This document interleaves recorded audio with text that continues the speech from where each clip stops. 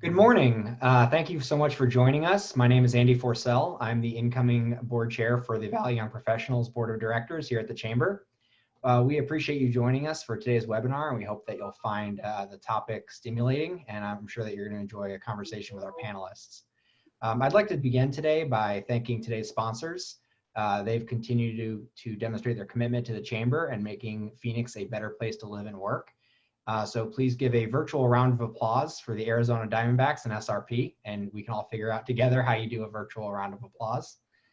Today's panel features top HR and talent acquisition leaders who are going to be discussing navigating the current job market in these uncertain times. They're going to share some tips on networking and its role on finding a career, researching opportunities, and staying competitive in today's shifting economy. To review today's agenda, we're going to hear from Tyler Kinney, the head of recruiting and candidate experience at Tuft and Needle, as well as Kim Samuel, senior vice president of people and culture for Equality Health. I will be moderating the discussion and asking Tyler and Kim some prepared questions. If you notice in the Zoom call, you are able to submit questions to us in the Q&A. Please do it in the Q&A, not in the chat. And then we will be pushing those out to both Tyler and Kim as we go along.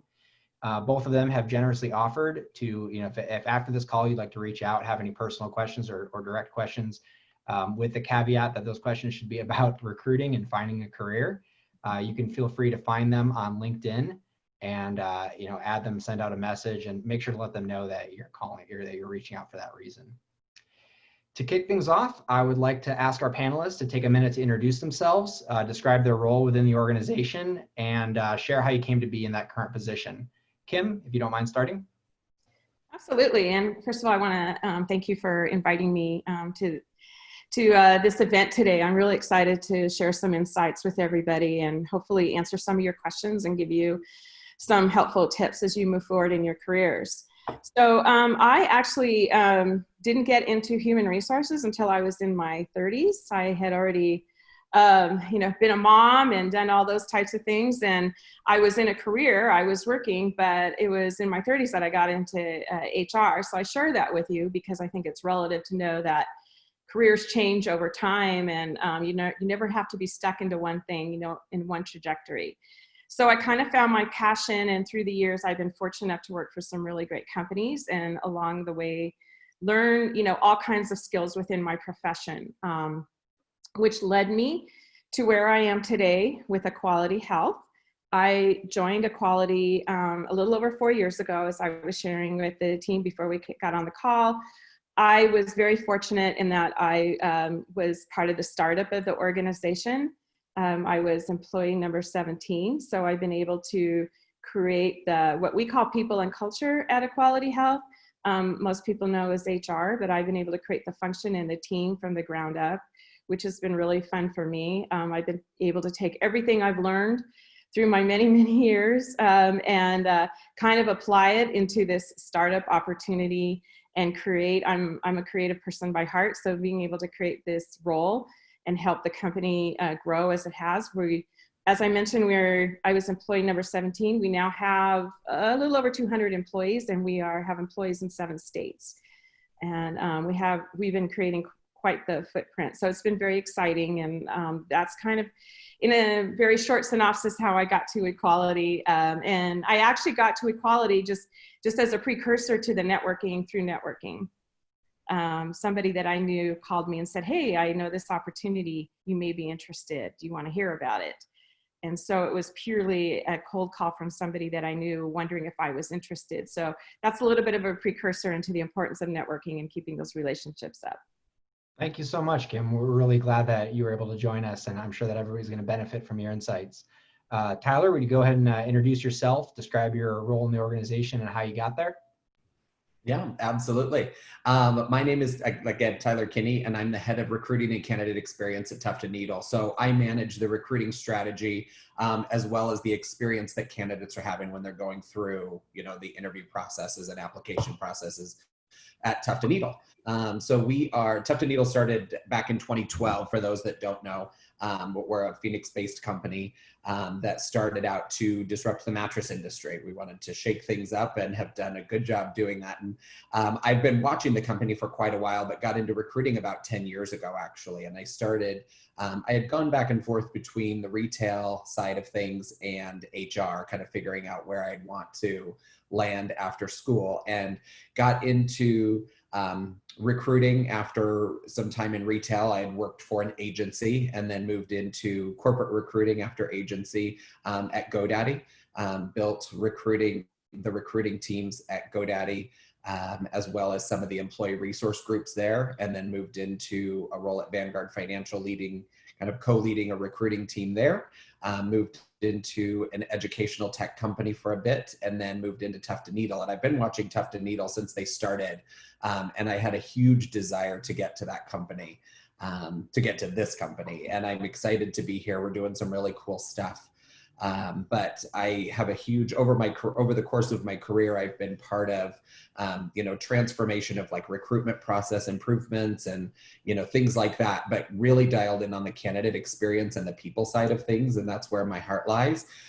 So I'm excited. I've been excited to be bringing that to Tuft & Needle, who is also a company. It really aligns with my value system, being a company that is so customer centric. And I'll talk a little bit more about that through our conversation today. But it was a really great fit. We're doing some really cool stuff, and I am happy to be here today to share with you all. Thank you very much. As we kick this off, I think the first question we'd like you both to touch on is what are the most attractive general qualities that you're looking for when you're evaluating a candidate? And what are some, let's say, red flags? Kim, do you want to start? Absolutely. So it's kind of the yin and the yang I'm going to share with you here when I talk with candidates. What I love when I meet with candidates is that they have a genuine interest in the company and the role, that they're prepared, that they understand that, going back to Tyler's comments about mission, that they, do align with our mission. We're a very mission-driven organization as well.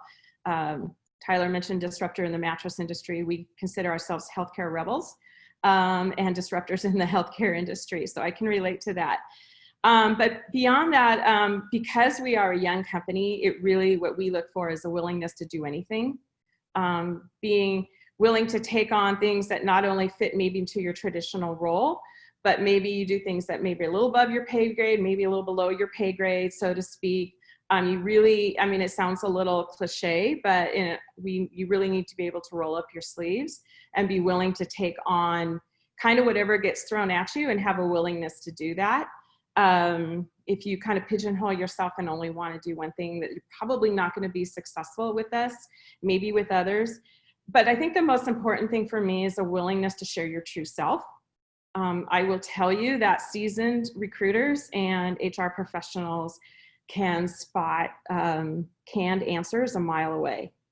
And so please don't, share the, when the traditional will turn your weakness into a strength kind of thing. We'll see that right away. So kind of the opposite of that, if somebody walks in my office for an interview and they really don't know what we're all about, which in today's day and age just blows my mind with all the research you can do online. And if they seem more interested in the kind of the peripheral stuff than the opportunity itself, I always ask people, my first question is always, what interests you in this opportunity? What really excites you about this opportunity? And what concerns do you have about this opportunity? And I'm looking for honest answers to those questions. I'm not looking for somebody to kind of give me a flowery response. I really want to hear the nitty gritty of what you're all about.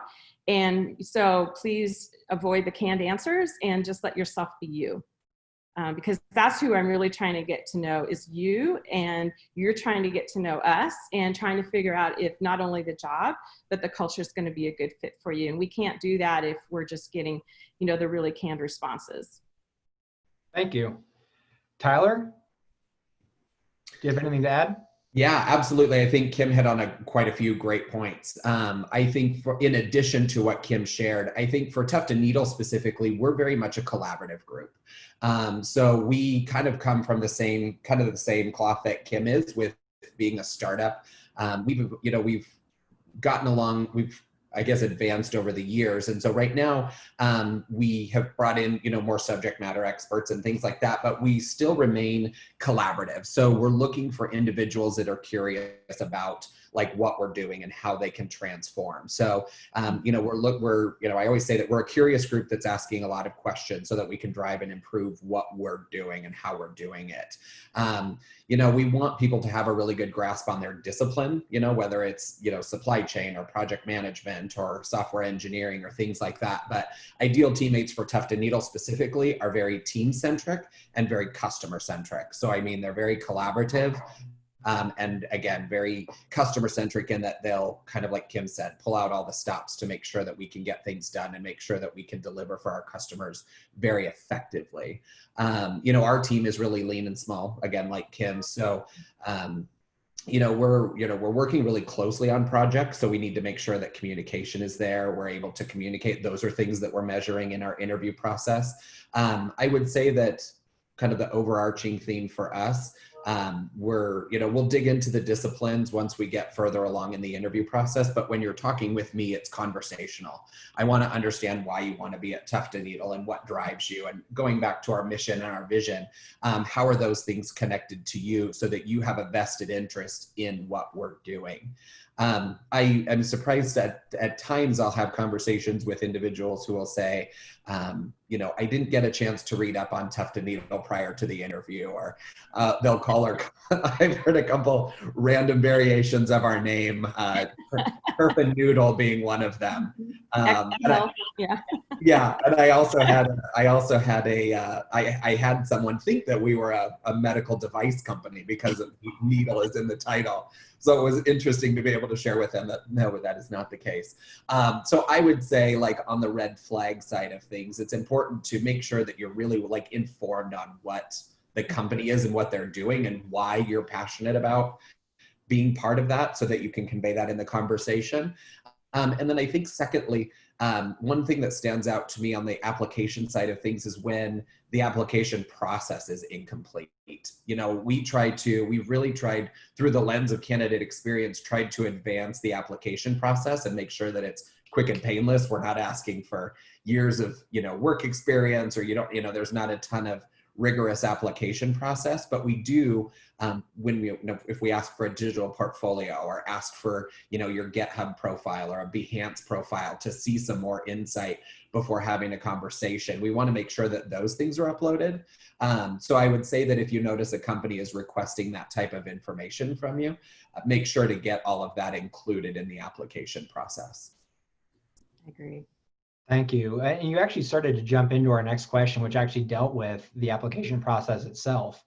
There's obviously number one being complete the application process, but what are some ways that candidates can stand out during that initial application submission so that they can get to you and have that opportunity to get your name and, industry correct? So for me, I'm not, when you're submitting a resume, I'm not overly picky about the formatting and things like that.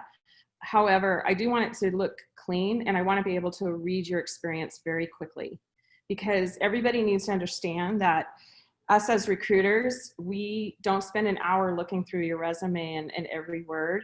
We're looking through dozens, sometimes more resumes. So we're getting through them pretty quick on that initial pass. And so we're looking for those key things that will move you on to the next level. So make sure that your resume reflects what the job description says, and that it's, like I said, it's really easy to read. Please don't have grammatical or typos in there as well. I may not catch it in the first pass, but somebody along the way, the hiring manager, someone's gonna catch it. Make sure you have your full name on there. I know sometimes people like to get cute and they'll just put their first name on there. I will not look at your resume if the information is not there. If you don't take the time to make sure that we know who you are and look professional, then we're gonna pass on you. And that might sound a little harsh, but it's kind of the reality, because remember, it's your first impression. So we wanna make sure, again, that we can read through it really quickly, that we can look for relevant experience.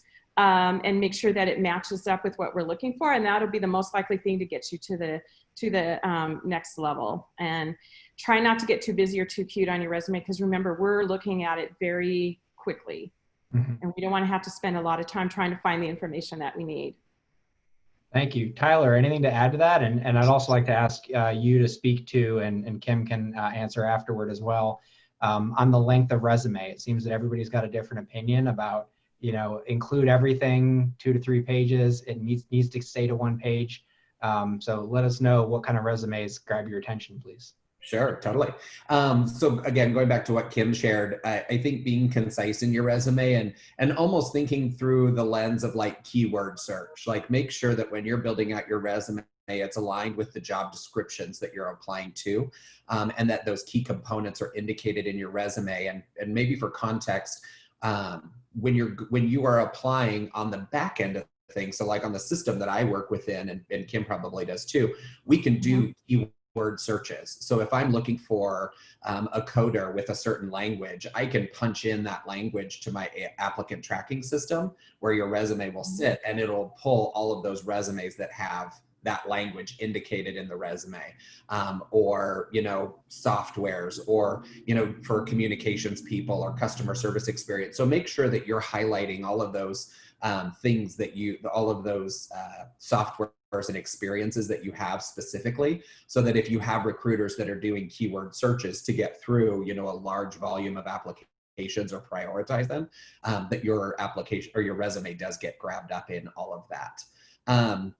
To length of resume, I would say that it's, again, keep it concise, because different recruiters say different things. Kim definitely made a good point. We don't have an hour to spend going through all of the details of a resume. I would venture to say it's probably anywhere between a 10 to 30 second snapshot, that we've got time to scan over, and we're looking at length of time in your roles, again, those keywords and the jobs that you've had in the past, to kind of prioritize when we're going through a list of applications, and see who do we call first, who do we make that first pass to reach out. So I think the standard rule is don't feel compelled to go beyond 10 years on your resume. If you've got over 10 years of work experience, feel free to close it off on there. And then within your resume too, really be thoughtful about the bullet points that you're including. I think what I try to do this on the job description side of things, because I don't want any of you to have to read through a ton of content and a ton of soft skill that we assume that you're already going to have, good communication skills, good written skills. Exactly. I'll assume that you got a lot of that already.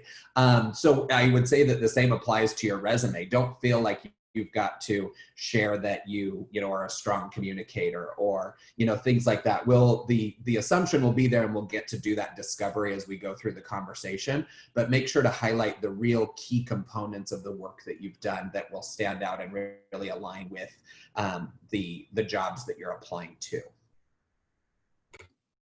Completely agree. And I'd like to add one more thing. We talked about length of service. Yep. While we completely understand in today's day and time that people sometimes have a short length of time in a job, sometimes through no fault of their own, and that people aren't at companies for 10, 15 years. That's not what we're looking for. But if you're a person that has 9 months, 12 months, 15 months, 3 months on your resume, you're going to have to do some work.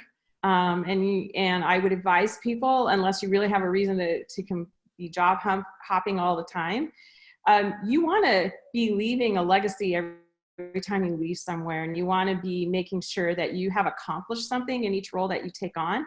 And you can't do that in 9 months on a job. Very rarely. So we're not looking for 10 years at each position.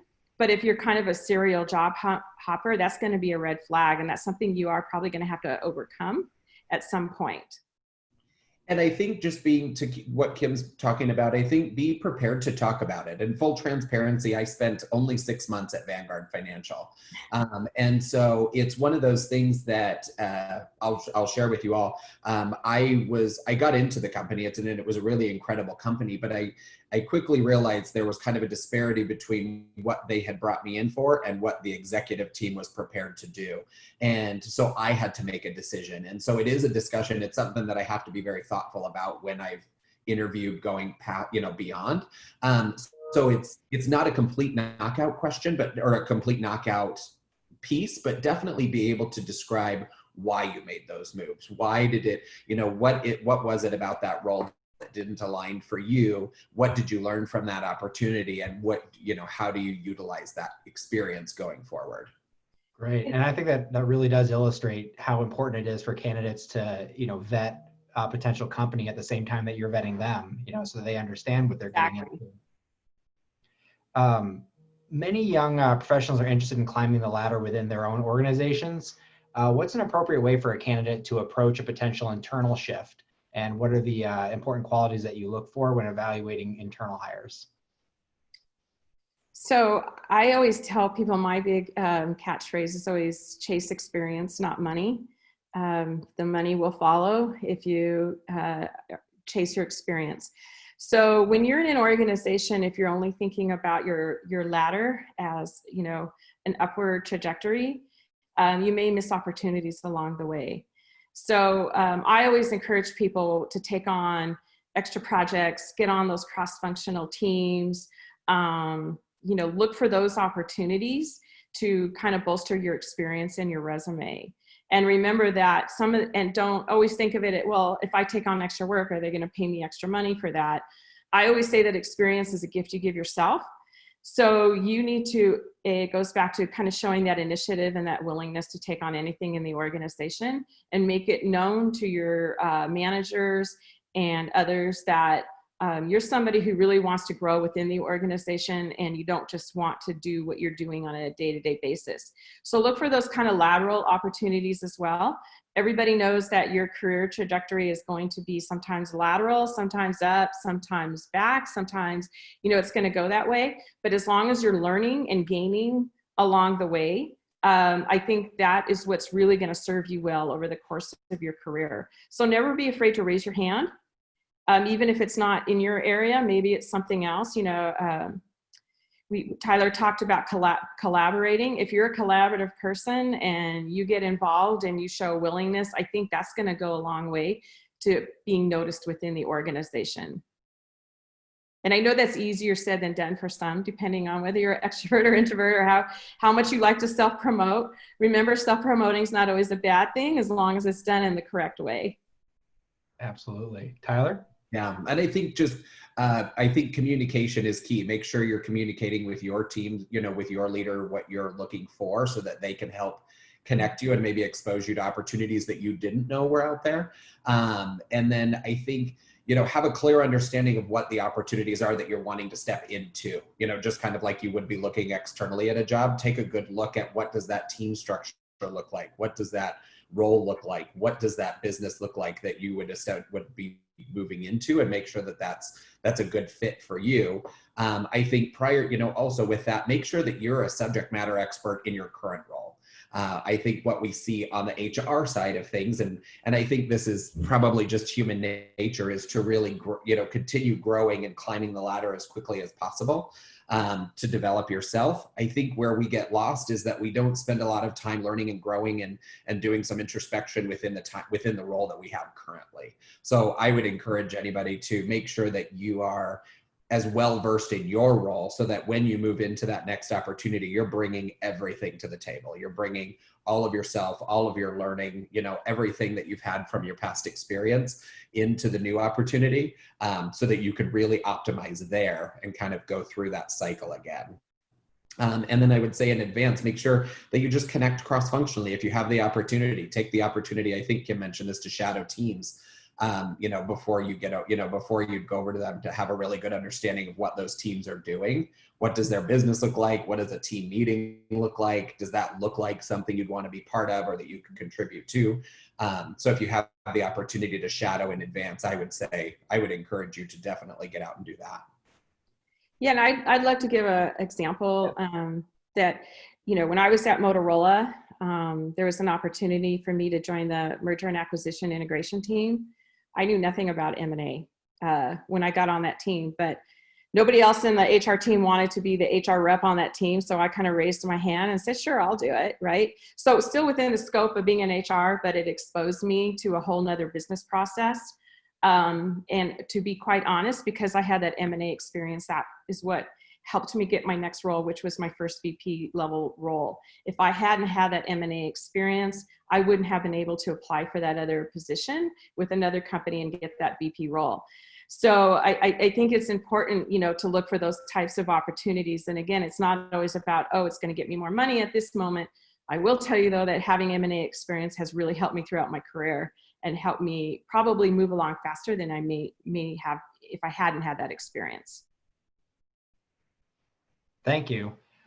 So we're going to jump around a little bit on some of these prepared questions. I know that there's one that you both mentioned as being pretty critical, and I think that it's something I personally also believe is extremely important, and is something that a lot of people are going to have questions about, especially given the current environment. And that is around advice on developing and leveraging a professional network in order to identify opportunities. And if you don't mind also speaking to what it's like in normal times and how to do that effectively in normal times, as well as how you might think about changing up your approach, during the extended social distancing and things like that. Sure. Tyler, I'll let you take that one first. Sure. So I think developing your professional network takes time. It's something that, it comes from, student peers that you had in school, friends that you grew up with, people that you've worked with in the past. So I think that adage, don't burn bridges, definitely applies here. When you're leaving companies, you'll be surprised. And I will say this as someone who's now been in the workforce for 20 years. I've crossed paths with people that I never thought I would cross paths with, or was surprised to see in other opportunities. So, if I can give you anything, don't burn bridges. But I would say that I have found a lot of success in getting connected to my community. And in some aspects, it has come through the work that I've done. So at GoDaddy, I worked with the LGBT employee resource group and some other community groups that we got to branch out to with Big Brothers Big Sisters and other groups there. And then with Tuft and Needle, we do a ton of gives back. That's a huge component of the company. So I've had the opportunity to expand my network through community outreach. That in turn has fed my professional network. I've been able to bring people along into the companies that I've worked with because I've worked with them on board, nonprofit boards or the like. But I think there's definitely opportunity there. I think the LinkedIn component, which we've talked about a couple different times, and having that network built out is highly important, not just to grab people's attention and communicate with them, but also to share what your capabilities are as a subject matter expert. There's tons of opportunity on the platform to share blogs and things like that, content that you create, that you can showcase what you're capable of, what you know, what you believe to be true, all of that. So I would say, get out and blog, whether it's if you blog on Medium, share that Medium, share your Medium link onto LinkedIn to your professional network and other networks. Be transparent and let people know that you're looking for opportunities and the types of opportunities that you're looking for.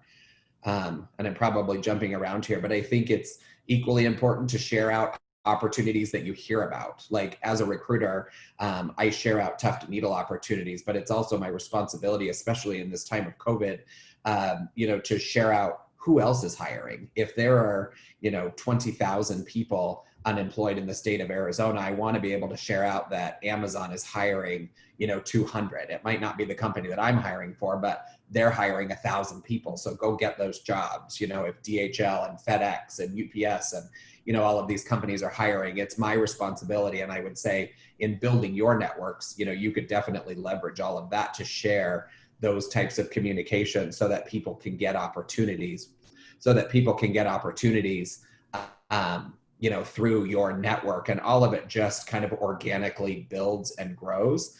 And then I lastly would say, communication is always key, and gratitude is the biggest component of that. So I would say whether it's dropping a thank you for accepting, my invite on LinkedIn, or sending a thank you for an interview, I have found in my I hate to age myself, but my 20 years of my career, that a little thank you goes a long way. And if I may, I'll give a little example.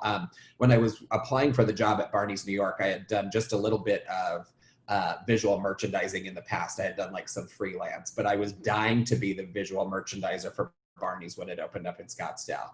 And so I sat across the table from this woman in a power suit with a power bob, and she had the black Louboutins on, and she looked right at me and she said, I've got candidates for this role from, you know, the Fashion Institute of Technology and FIDM and people that are far more qualified than you. And, you know, I talked to her about my passion and my desire to be part of this and what I could contribute. And then after, I simply wrote a handwritten thank you note. And I said, thank you for the time, reiterated my passion for the role, found my creative way to, you know, put my personal touch on it. And I found the Barney's red grosgrain ribbon and I wrapped it on the card and I hand delivered it to the store. And 3 weeks later, I got the call and I got the offer to go in and do merchandising for Barney's New York. So I got it. I don't know if the card had anything to do with it, but I think that a little gratitude in building your network goes a long, long way. That's really great to hear. I think some people might assume that it seems self-serving to do that. And I know that in my experience as well, that really does work quite well. Kim? Yeah, I would totally like to piggyback on everything that Tyler expressed. And especially the thank you notes. If you go in for an interview and you don't follow up with at least one person on the panel that you interviewed with, that doesn't look good. I can't tell you how many times managers have said, well, yeah, I enjoyed the interview, but we haven't heard anything back from the candidate. I don't know if they're really interested. So I think it's always a good idea. And you may think, well, that's, again, a little harsh, you know, it's just, you know, but sometimes it's those little things. It's those things that keep kind of the fires, you know, burning with the company that matter. And I think, you know, the thank you notes, and yeah, don't burn bridges. I always tell people here in Phoenix, although it's growing, and it's grown a lot since I've lived here, it's still a very small place. And actually the world is a very small place. You'd be surprised how many times I have had resumes fall on my desk and I said, I would never hire that person from a previous experience because they were a jerk to people in a previous role, to be honest. So you never know who the next person is going to be that's going to look at your resume. So even if you have a bad experience with a company and you may not be leaving, even if they're letting you go, always leave professionally. Don't go out and start blasting the company all over social media, those types of things. I know it feels good to get it off your chest. Go out with your friends and have a glass of wine and do that instead. And move on. Be the bigger person and move on, even if you feel you were wronged. And always remember that even if you got let go by a company, you probably made connections there and friendships there, and you want to make sure that you keep those warm and that those people could be future, you know, somebody in your future network that could be of help to you. So I'm not saying that you have to love everybody, but make sure that you always do end everything in a very professional manner and always carry yourself professionally. Some of the best advice I can give in terms of networking, people will remember you for that. And you want people to remember you for the positives. So yeah, and in today's environment, you have some great tools. You know, when I started off in the career, you didn't have LinkedIn, you didn't have social media. You know, everything was done on paper. You know, this is back in the dark ages. So, you know, it was a little harder. It's a lot easier now to create that network, but make sure, again, it goes back to being the real you and creating those relationships that are meaningful and important. And you're not just sending out invites or trying to link up with everybody on LinkedIn just because somebody has a title out there that you want to. I always find if somebody wants to connect with me on LinkedIn, if they just send me an invite with no verbiage, I will not connect with them. If they send me an invite and they say, hey, I would love to connect with you because, and I know so-and-so, and they recommended you as somebody I should have in my professional network. I've actually, you know, mentored people who have just reached out to me, but it's all about in the approach. So again, it goes back to your professionalism. And along those lines, be very careful about what you look like out on social media as well. The lines are blurred today. Just remember that there's, you know, I think all of us working remotely has shown us how blurred the lines can be. So there's no definition of work and home life and personal life. It all kind of melds together. So just keep that in mind. And I'm not saying people can't go out and have fun and be your true self, but just be mindful that everybody can see what's going on out there. And you always want to put your best foot forward. Those are some really great points. And you both spoke to the importance of building a network. Do either of you have a strong opinion about candidates who might go outside the application process to ask, whether it's a network connection or a friend that works at the company about the position, about working there? Do you think that's a good thing to do? Do you have some reservations about that? No, I mean, we look for referrals all the time. So there's more than one way to get your foot in the door. I will be completely transparent. We've hired a few people that have come in through referrals to our CEO. Now, they got in on their own merit through the interview process, but they got their foot in the door through that referral. There's nothing wrong with using that as a way to get in the door. In fact, I love referrals because if somebody knows the person, that's an extra bonus in the sense that they may know more about their character. And normally people don't recommend people. That's why we love employee referral programs. Hopefully they're not recommending people that they don't think would be a good fit for the organization or have high character. So yeah, I say if you have somebody who can get you a foot in the door, I say go for it. Don't be afraid to reach out to your contacts and say, hey, we do that all the time in HR, trust me. We use our network all the time. Yeah, absolutely. And at Tuft and Needle, currently I would say that probably 30 to 35% of our hires come from employee referrals. So whether it's a professional network or a friend, we find a lot of value and almost, again, like going back to that personal investment, like you've got a vested interest in what we're doing because you've got a connection in the company and you want to perform for them and with them and things like that. So no, absolutely. I always say leverage your network as best possible. And I'll expand to that to say, and I know we already mentioned it, but feel free to add me on LinkedIn if you guys want to, from this webinar. And like Kim said, drop in the comments. I think you can drop a little note when you're sending an invite. So if we're not already connected, please feel free to say, I was part of the Greater Phoenix Chamber webinar today, and I'd love to connect. And, I'm happy to help with, anything, any networking that I can. Thank you. And if I'm going to do a shameless plug real quick, if anyone listening is having trouble figuring out how to make those professional networks that Tyler and Kim are talking about being so critical for finding a great career, the Valley Young Professionals program at the Chamber and Chamber membership in general is a great way to build it. I just saw a couple comments come in for the first time in the question and answer. I was going to take a minute to remind everybody listening that if you have some specific questions, please feel free to pop them into the Q&A. We might answer it live here, or we might answer it, on a written form in the Q&A or afterwards as well. The first question that came in this way, in this time of COVID, what are your thoughts on the gap of unemployment on a resume when it comes to future interviews? How to handle that or how to speak to that? Again, for me, it goes back to what we were saying earlier. Gaps are okay as long as you can talk about it. If you can get through your career without ever having a gap, congratulations. Or if you can get through your career without ever having been let go by a company, congratulations. But in today's reality, it is a reality, right? And we completely understand that people are impacted. I mean, we went from having record low unemployment to record high unemployment in a matter of months, and that never happens. This is completely different than anything any of us have experienced before, even some of us who've been around for a while. So as long as you can explain it and say, look, I got let go. It was part of the whole COVID thing. My company went through hard times.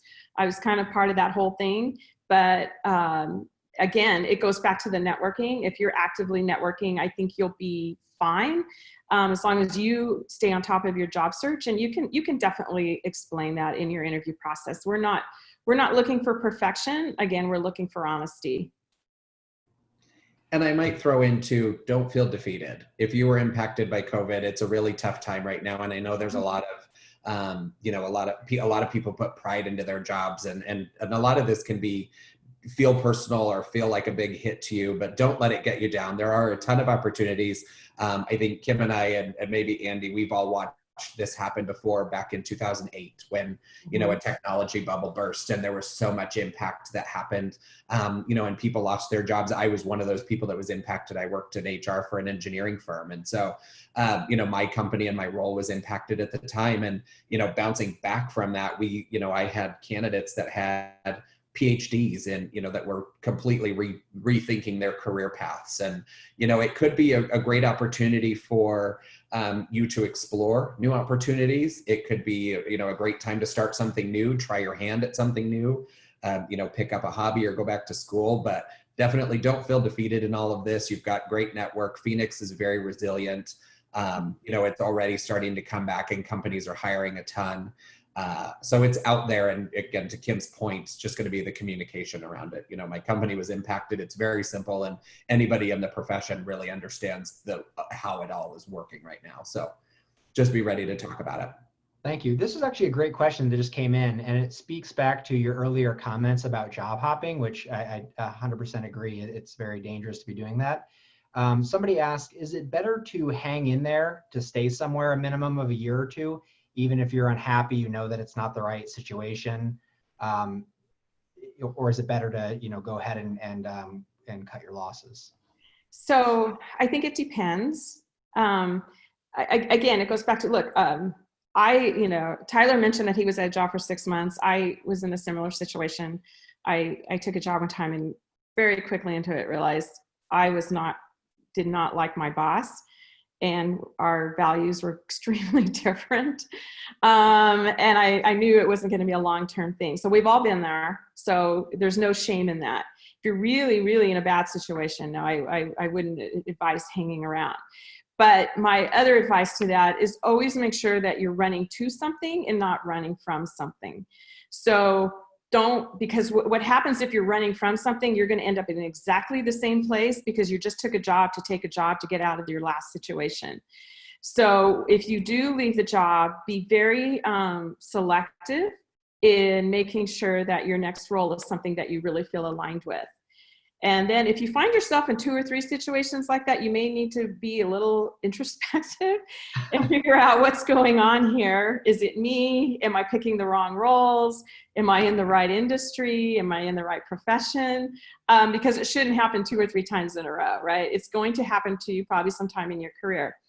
But always make sure that the next thing that you have lined up is something that you're really excited about, and just don't take something for the sake of leaving your current situation. That's a really great point, and I think that definitely the pattern, it seems to be, is more important than the individual circumstance. Tyler? I think that, again, I think aligning with what Kim is saying, don't create a pattern.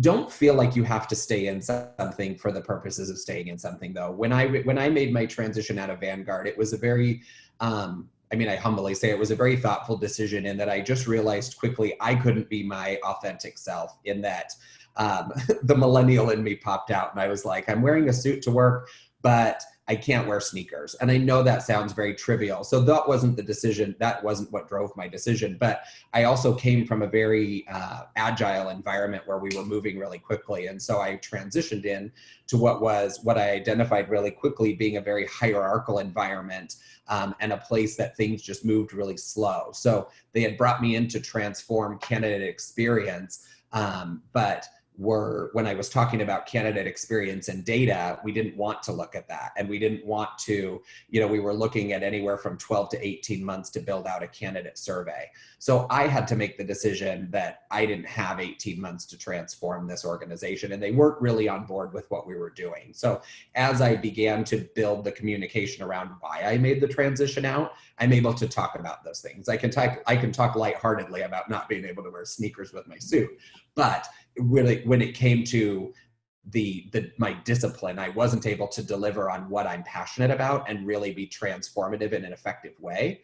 So I think being able to communicate why you're making the decisions is really important. Why it's not, I think part of it is I didn't like my boss, but I think being able to look at, how was that impacting my ability to deliver? How is it impacting my ability to develop? And all of those types of things, and be able to really articulate that messaging to future, hiring managers. I think our role requires a component of empathy, and we can really all understand because we've been in your shoes at some point before. Thank you. And I just want to give you guys a heads up. We've got about 10 more minutes left. And I know we have more questions coming in as well as more prepared questions. A question came in, and I think that this is actually something that's going to be quite interesting. Given the current unemployment rate, there's going to be a lot of great candidates out there, as there might not be as many positions as well. And so if you'd like to give some advice for new graduates who might not have as strong of a resume, especially during COVID, maybe along internships. And I think the question specifically asks about whether somebody who approaches you about a non-posted position but presents the opportunity for like an internship or creating a position or creating an internship, is that something that you as a recruiter or an internal HR person would be receptive to? And if so, how should somebody go about approaching that? And this is probably for new grads is most relevant. It depends. Sometimes it's hard to say we can just create an internship because all of us have budgets. And we kind of create these annual budgets and things, but it's not a bad idea, especially if you know somebody in an organization. I mean, we've have had this happen where people have approached us and said, hey, can I, and we've made some accommodations in that way. And another way people can look about it, if you're looking kind of for what can I do in the short term while I'm looking for, my kind of next long-term role, is, maybe there's temp agencies out there, there's contract work out there. I've done that myself when I found myself in between roles. I mean, I'm fortunate because I work in HR, so I know people, but I find myself, I've taken contract roles in between. And what that has done for me is given me an opportunity to work and still gain some experience. But while I'm looking for the next role, it gives me a little bit of so I'm not worried about where's my next income coming from or anything like that. And I can take my time to get to that next really good role. And honestly, I think hang in there too. As Tyler mentioned, we're a pretty resilient kind of economy here in Phoenix right now. Not that I'm, plugging one party or another. We do have a governor who's very pro-business, so that helps. Regardless of what your affiliation is, when it comes to the economy, he runs on being the economy governor. So, and I think that we are resilient, and I think opportunities are going to come up. Again, it goes back to the networking. But if you do have an opportunity to go do an internship and gain experience in the interim, I'm all for it. I mean, like I said, experience is a gift. Give yourself that gift and build that resume. Thank you. Go ahead, Tyler, were you going to say something? I was just going to expand on the agency side of things. I don't know, for those of you that might not know about agency recruiting, I think there's actually quite a few in the Valley. There's small boutique agencies and there's large, groups that their sole job is to be a resource to companies that don't maybe have a internal recruiting function or a recruitment function that's lean, or maybe a company is doing a ton of mass hiring. So they'll lean on these agencies, and these agencies are out doing the work for you. So if you share your resume with them, they'll go through an interview process, they'll do the screening, and they'll be your advocate out in the market. So you will have you'll have somebody out there rooting for you, saying this person's qualified because of this, this, and this, and I know them and I've met them. And they're casting a much broader net at a quicker rate because they know what's happening. They're really dialed into what's happening. So if you're not familiar with agencies, there's a ton out there. Again, I'd be happy to connect with you and share with you what agencies I'd recommend working with in the market. But they are a really great resource. I've worked for one and I've utilized one. So they're definitely out there to help. And actually, we just got a question that came in and actually relates to the next question I was going to ask you on the prepared remarks, which is to share a few of your top tips on working with recruiters and agencies, both internally and externally, what you should and shouldn't do. But even broader than that, there may be some people on the call that are not familiar with the concept of these recruiting agencies or the consulting work. So if you also want to just touch on what their role is, very briefly, and how to go about choosing the right agency. Right. And I think, again, that's where your network can really come into play. I would, you can reach out to people in your network and say, hey, have you worked with recruiters in the past? I'll take one industry, and specifically software development. There's a ton of recruiters out there that work with software developers. We hear from them all the time. So some are better than others, but if you're a software developer or you're in the technology, I would talk to your technology network and find out who have you worked with. I guarantee somebody in your network has worked with a recruiter and been placed by a recruiter, either in a contract or a full-time role. So using your network to find good recruiters, I think is one way. But another way is, just do some research on your own, get online and start looking around. As Tyler mentioned, there's boutique agencies, some of which we work with. We've worked with both bigger and smaller. We have great relationships. We have people right now that work with us through agencies. Usually all the time we have 2 to 3 people that, have come into us through an agency. So I would ask around and find out from your friends and network, who have you used, who is reliable, and do some research on your own. And again, it goes back to being honest about what your intentions are, what you're looking for, whether it's internal or external recruiting. Make sure that, you know what you want to go do and what you're looking for, even on an interim basis. And there's no shame in saying, look, I'm okay going and taking an admin role for 3 months. Sometimes that role may get you a foot in the door somewhere too, even if it's a short-term role. If you get into a company and they go, wow, this person's kind of good at what they do, and oh my gosh, they have all this other stuff on their resume, or they have a degree in something, so don't be afraid to take different avenues. I think that's kind of the point. Yeah, I think it's just a time to get creative. I think that's what we saw again coming out of 2008, as people were opening themselves up to new opportunities, whether it was industry changes, job changes, consultant changes, things like that. I would say just maybe think about being a little more agile in opportunity, and just kind of opening the door and dipping your toe into new ideas. Yeah. So we've got about 5 minutes left, and there are some other questions that are coming in. But I think I'd like to ask both of you, what have we not asked you, or what is we have not covered that you want to make sure that we cover? And each of you just take a minute to share what we've missed so far. I think we've covered quite a bit. I think, again, it goes back to my advice to everybody is remember that you own your career, and nobody else is going to care about your career. Maybe a spouse, okay, but no one's going to care about your career as much as you do. So you may have a great boss that's really helpful and will help you with career development, but at the end of the day, you own it, and so you have to take responsibility for it, and you take responsibility for your successes and own them and celebrate them, and take responsibilities for where you may not have been so successful, and be honest about, again, why you left a company, or if I'm not happy in my current role, why aren't I happy? And what do I need to do to evaluate what I need in my next role? So, but the other thing is, don't be afraid though, even though you own your career, don't be afraid again to use that network. Use the people in your life. Your parents are great resources, many times grandparents, your extended family, your friends from college.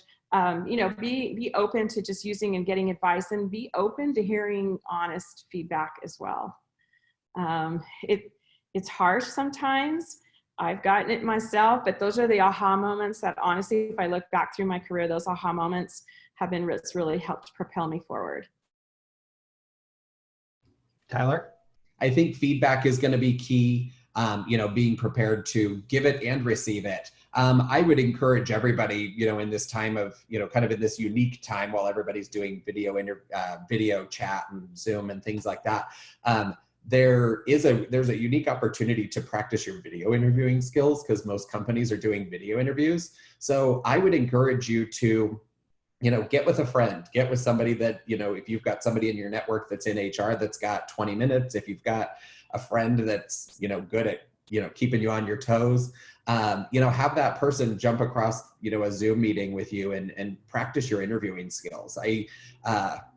I hope my boss isn't listening, but I go through an interview cycle every 6 to 9 months. I put myself out there, not to be, disrespectful of other recruiters' time, but I do, explore opportunities, and I go through an interview process at least for a telephone interview, just to keep conversation going, to make sure that I'm up on my game, to keep my chops, my interview chops sharp. Because I spend a lot of time conducting interviews, but I'm rarely on the other side of the table. And so I think we forget that it's kind of like, it's not like riding a bicycle.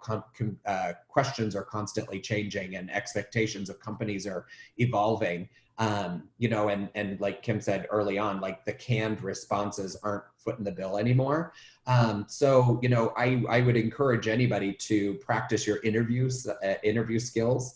And stay current on them. And then also have somebody who will give you harsh critiques on your resume. Have somebody take a look at your resume, and I'll offer it up myself, because I say we don't have, I'm not exposing myself to hundreds of people. But if we connect on LinkedIn and you want help, Right. where, having some feedback on your resume, I'm on a little bit of a delay because we've got a ton going on right now, but I'm happy to collaborate and work on resumes with anybody. So please feel free to reach out to me, and I'll offer that opportunity up as well. But have somebody take a look at your resume, practice your interviewing skills right now.